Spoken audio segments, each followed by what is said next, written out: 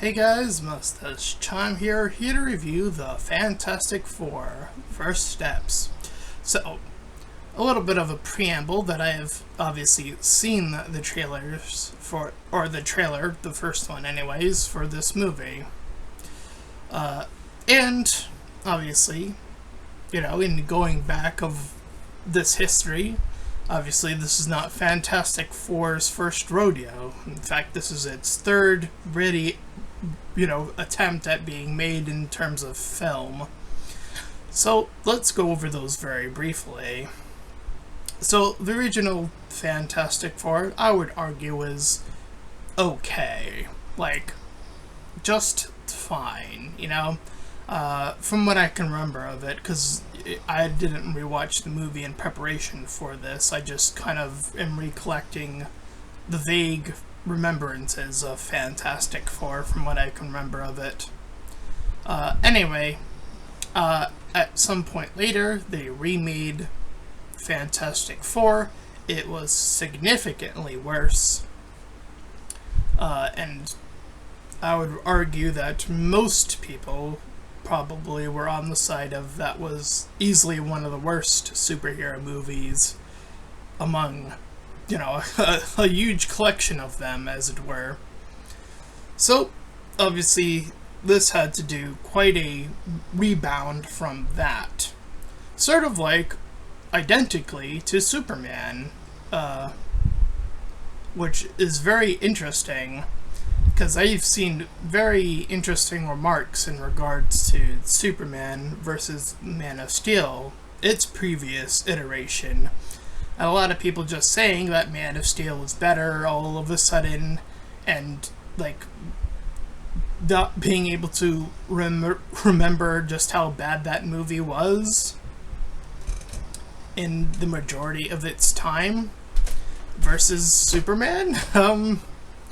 So yeah, I have a inkling that the people who will be criticizing this movie will probably forget its previous adaptation of Fantastic Four. I have a sneaking suspicion that that's going to be it. We're going to repeat history of what happened last time. Because I would argue that this movie is definitely better than the previous adaptation attempt at doing the Fantastic Four. With that being said, this is going to be a spoiler review, but I'll be as objective as possible. So, we're starting a new timeline, even a new Earth, that is confirmed at the very beginning of this movie. Earth 828, I believe, was the number it gave us. I could be wrong, but that's the number I think I saw, so that's what I wrote in my notes. So, just akin to being like Superman, we're actually entering in the movie with the Fantastic Four already established. We're jumping into this world. In fact, Sue of the Fantastic Four is already pregnant. And Reed Richards is worried about the baby's potential abilities going forward. So we learn how much of a time gap that there has been. We get this through a TV exposition. It's been 4 years of the Fantastic Four. So 1 additional year from Superman, just as a comparison if people forgot that already. And we get something that has been, just like in Superman, missing from a lot of superhero movies, a montage of the Fantastic Four saving people. Lots of people. Again, it's a montage. One of the earliest is from Mole Man. They mention Red Ghost. I don't know. I'm not familiar with Red Ghost at all.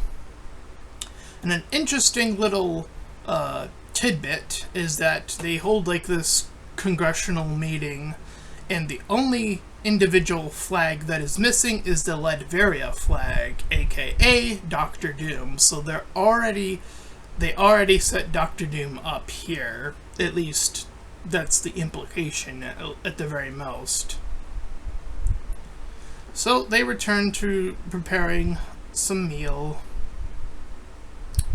And the news of them having, of Sue having a baby, in fact, also begins to spread outwardly very quickly as it happens. So the Fantastic Four get ready, baby-proofing the house. But they, through their inquiries of just having all this set up, they receive a new signal to get the plot moving forward. So, Johnny and Reed separate a little bit here. Just after Reed had successfully built this teleporter, he was able to transport an egg from one location to another, showing just how smart Reed is.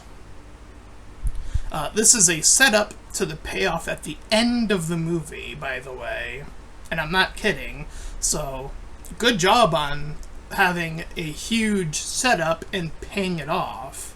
Like, these are things in writing that I think a lot of people are, again, going to overlook. This is exactly what I said about Superman. That's why I maintain my 9 out of 10 score, because a lot of the criticisms I've been hearing about Superman are just not great.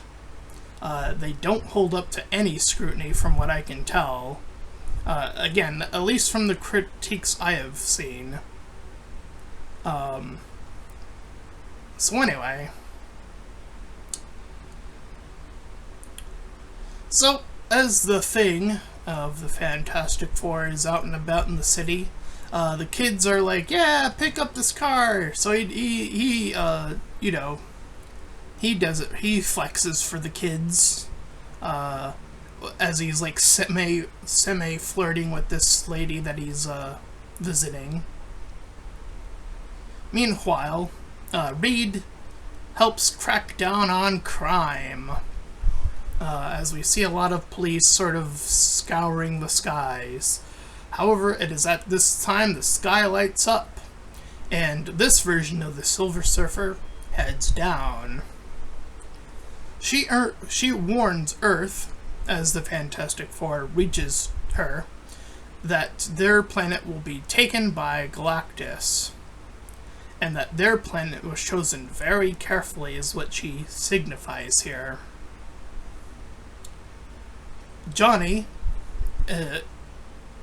infatuated by her beauty, as it were, gets a little bit of taste of her language as he follows her to the edge of space, where his powers sort of start to subside.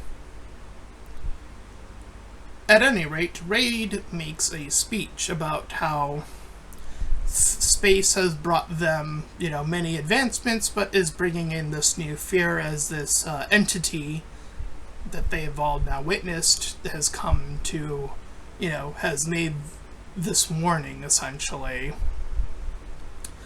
And she was being very polite. She said, say your goodbyes. I'll be, Galactus will be here at some point. But I digress. So the team gets ready to go up to space again to encounter Galactus instead of waiting for Galactus to get to them. So they warp jump. And they do indeed encounter a planet being wrecked. But their ship gets sucked into this red scanner, and the Silver Surfer once again confronts them, saying that they can indeed even see Galactus for themselves. And it is made clear and explicit here that she was the one choosing planets on behalf of Galactus. So they tried to speak to Galactus. Now, interestingly, Galactus offers to instead seize the baby, primarily, and sees how strong this baby's potential is. This is something that was also set up at the beginning of the movie. Reed was like testing for powers, and it was always coming up negative. Galactus says that it has been hiding its powers, apparently. So, Galactus is willing to spare Earth for this singular baby. So that is the conflict. moving forward. And obviously Sue wants nothing to do with that, but she also wants to save Earth. So she wants the best of both worlds. She wants her baby, she wants to save Earth, obviously, because she's a heroine. And Reed kind of, entertains the possibility of, quote-unquote, sacrificing the baby, as it were, in terms of human fear and what they eventually end up going through. But while they're still there, this is where her water breaks, while they're still in space. So they're trying to hold off the surfer. Johnny hits her away, but she's very persistent in chasing them down. So Reed plans to use a black hole to suction her in a way to hold her off for a brief point of time. So they get in, they use their abilities invisibility to make her chase what she can still see, which is the parts that detach from the ship, to end up being sucked into said black hole that I mentioned. Superman also deals with black holes. A lot of similarities between these two movies, so I can already expect all the criticisms I'm going to expect to see from this movie. Oh, there's a black hole, yada yada, universe threats, blah blah blah, criticisms of that nature. So yeah, anyway. So, regardless, the baby is born, indeed. So the baby is named Franklin.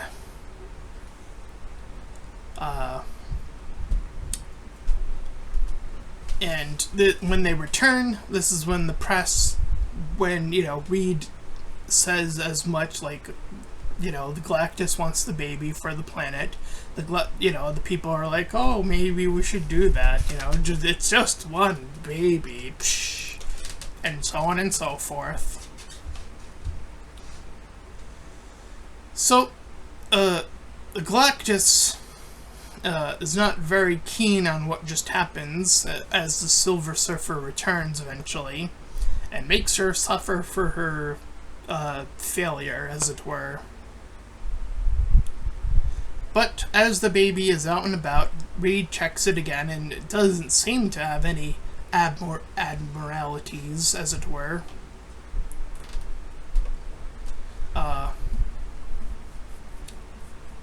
But more people, as time is progressing, are turning against them. Just as, the news about Superman came out, there was this initial knee-jerk reaction from the nearby audience to Superman saving those people just moments earlier, and then the revelation about his true parents wanting to have the gene pool live on, which people have, the true fans have been criticizing that, oh, Jor-El and, they should never be like that, but that's actually not important. In fact, it's the only important family members for Superman ought to be the Kents. Those are where he gets his ideals from. So, if anything, if they were changed, that would change everything. That's true, but that's not the case. At any rate, getting back to Fantastic Four, now that more people are not so keen as to rally against the Fantastic Four at this juncture of the movie, Sue makes a speech about what this baby means to her, and what the planet means to her, and what she's willing to do to help them. And she eases them, and thus uniting all of Earth to build up these huge structures, essentially, as Reed proposes, as he did so early in the movie, to teleport the entire Earth elsewhere to hide it away from Galactus. That is their plan. So they build up these structures. However, as once all the structures are built, some of them start to blow up as the Silver Surfer is once again sent there. But Johnny cuts her off and begins to speak her language.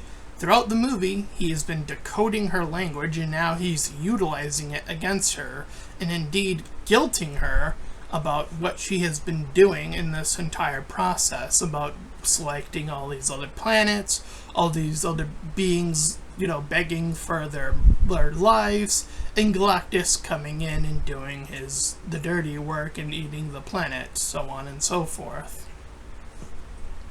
So she's guilted to fly away, essentially. But it just so happens that they're down to one last working, as they call them in the movie, bridge. So Reed gets one final idea: to move Galactus to the final teleporter they have available, to teleport Galactus to somewhere else in the galaxy. And, yes, he does. Sue also acknowledges this, that the baby is the thing that he is ultimately after, as that has been established as well earlier in the movie. And, just like Superman, Sue brings in the Mole Man, and he helps provide an evacuation to the underground, just like how they evacuated, the area that was going to be most affected by the black hole in Superman within that 5-minute time span. Now, there have been criticizing, be like, oh, you can't evacuate an area that quickly. It's like, at least they're trying to, show evacuations working, and both Superman and here, by the way. It's like, give movies the credit that they're due. I'm sorry, but, if the movie's showing me that this evacuation is working, then that's what's happening. You can't criticize things that are happening in the movie. That's not objectivity, Mahler. I'm looking at you, because I know you criticized that EFAP. You fucking idiots on that one. Jesus Christ. So anyway, back to this movie. So, they evacuate the area successfully, and they're in the caves, so they begin their setup to have the baby as bait. Yes, they're literally doing that. And Galactus indeed does move on, or moves in, getting off his ship, and does indeed see the baby. So he scans for the baby, sees the baby, is moving in toward the baby. The Fantastic Four fight off as he's walking his way toward the baby. And he is blinded temporarily, speaking, as they then move the baby. And just before he crosses the line to the teleporter, he stops and rescans and sees where the baby has been moved to.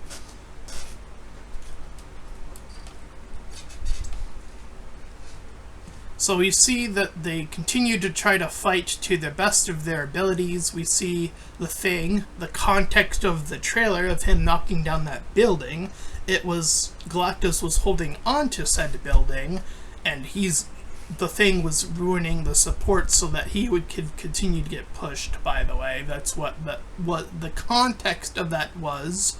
So now there's no need to criticize it, because I know people are probably still going to, but I think that is very much justified, considering it's also abandoned. We know this. We saw it get abandoned. So, we then see Mr. Reed try to, jack a hole in Galactus's big power armor suit or whatever.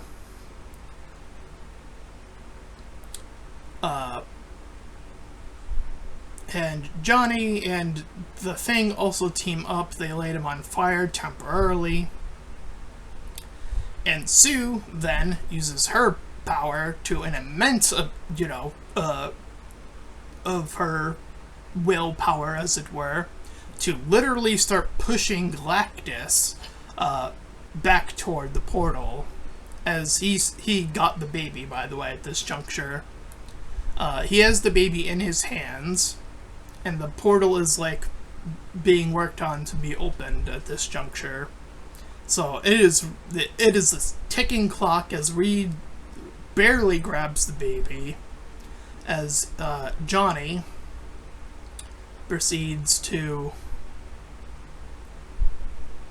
talk about how getting ready to do his sacrifice, as Sue just barely pushes the Galactus through the portal, but then he's about to work his way back out of the portal.